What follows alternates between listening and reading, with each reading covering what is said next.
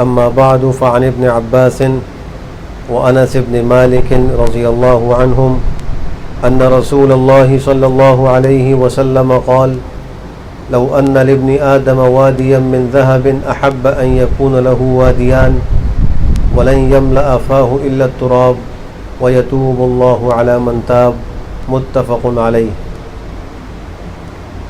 حضرت عبداللہ ابن عباس اور حضرت انس ابن مالک رضی اللہ تعالی عنہ اجمعین سے روایت ہے کہ رسول اللہ صلی اللہ علیہ وسلم نے فرمایا کہ اگر فرزند آدم کو ایک پوری وادی سونے کی مل جائے تو وہ یہی چاہے گا کہ 2 وادیاں اور میسر آ جائیں۔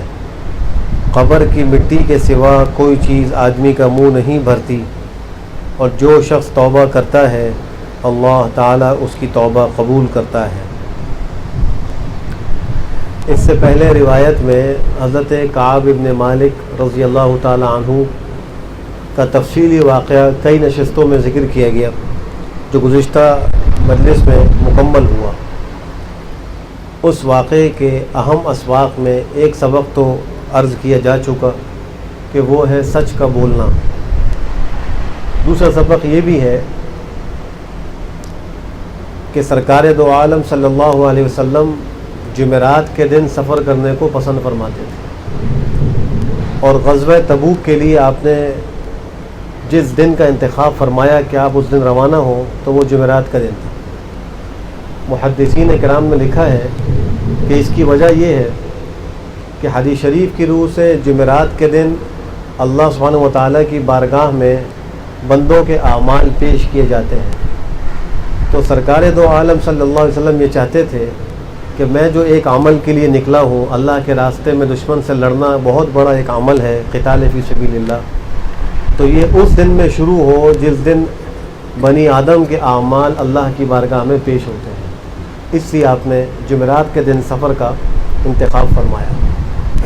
باقی یہ بات بھی ذہن نشین رہے کہ دنوں کے اندر بعض لوگ کوئی نحوست سمجھتے ہیں کہ فلاں دن میں سفر کرنے میں کوئی نحوست ہے اور فلاں میں کوئی اور مسئلہ ہے، تو شریعت سے اس کا کوئی تعلق نہیں ہے۔ کسی دن کے اندر کوئی نحوست نہیں ہے۔ حضرت علی کرم اللہ تعالی وجہہ کے سامنے ایک شخص نے کسی دن کے بارے میں یہ کہا کہ یہ اس میں نحوست ہے، تو ان کو اتنا غصہ آیا، انہوں نے کہا کہ اگر اجازت ہوتی تو میں اس کا سر قلم کر دیتا اس بات پر کہ اس نے اس دن کو منحوس کہا ہے۔ یہ نحوست کا تعلق تو اعمال سے ہے، دنوں سے نہیں ہے۔ نہ کوئی مہینہ منحوس ہے، نہ کوئی دن منحوس ہے۔ اگر انسان گناہ کرے، برے اعمال کرے تو ان کی نحوست پڑتی ہے، اچھے اعمال کا اچھا اثر پڑتا ہے اور برے اعمال کا برا اثر پڑتا ہے۔ ایک سبق اس سے یہ بھی حاصل ہوا کہ جب کوئی آدمی کسی کو کوئی خوشخبری سنائے تو اس کو کوئی ہدیہ یا تحفہ دے دینا چاہیے۔ جیسا کہ حضرت کعب ابن مالک کو جب ایک شخص نے وہ صلا پہاڑ پہ چڑھ کر آواز دے کر کہا ابشر یا کعب، تو ان کو ایک بہت بڑی خوشی ملی تھی کہ جو 50 دن سے مقاطعہ اور بائیکاٹ تھا وہ ختم ہو گیا، تو وہ اس خوشی میں سجدہ ریز بھی ہوئے، اور پھر اس بشارت دینے والے کو انہوں نے اپنا پہنا ہوا کرتا اتار کر دیا۔ اور یہ انبیاء کا عمل بھی رہا ہے۔ حضرت یعقوب علیہ نبینا وعلیہ صلوات و تسلیمات کے پاس جب خوشخبری دینے والا آیا اور اس نے آ کر کہا کہ حضرت یوسف علیہ السلام کی یہ قمیص ہے اور وہ مصر میں بادشاہ بن چکے ہیں اور آپ کو انہوں نے بلایا ہے، تو وہ جو بشارت لے کر آیا اس کو انہوں نے ہدیہ اور تحفہ دیا، انعام دیا۔ تو انبیاء کا بھی عمل یہی رہا۔ لہٰذا ہمیں بھی یہ چاہیے کہ اگر کوئی ہمیں خوشخبری سناتا ہے تو جو ہماری استطاعت میں ہے کوئی چھوٹا ہدیہ ہو تو وہ اس کو دینا چاہیے، ایک سنت زندہ ہو جائے گی۔ آج جو ہم نے روایت پڑھی ہے، اس روایت کے اندر ابن آدم کی ایک فطری برائی کا تذکرہ ہے، اور وہ ہے حرص اور لالچ۔ مال کی حرص اس کی بڑھتی جاتی ہے ایک کے بعد ایک، اور وہ حرص کم نہیں ہوگی یہاں تک کہ وہ قبر تک پہنچ جائے۔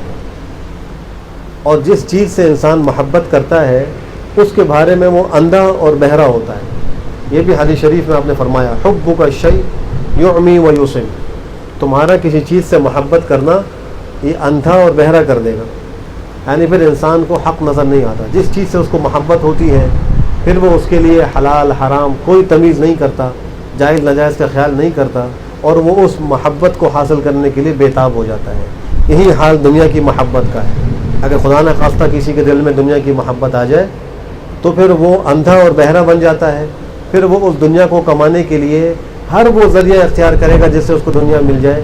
وہ اس بحث میں نہیں پڑے گا کہ یہ ذریعہ حلال ہے یا حرام ہے، شریعت میں اس کی اجازت ہے یا اس کی ممانعت ہے۔ وہ اس فکر کے بغیر اپنی محبوب چیز کو حاصل کرنے کی فکر کرے گا۔ اللہ سبحانہ و تعالی ہم سب کو دنیا کی محبت سے محفوظ فرمائے۔ الحمدللہ رب العالمین۔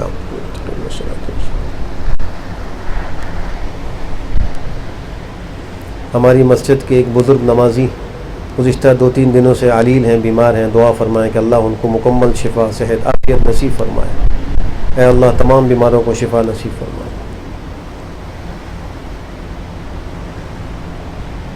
اللہم صل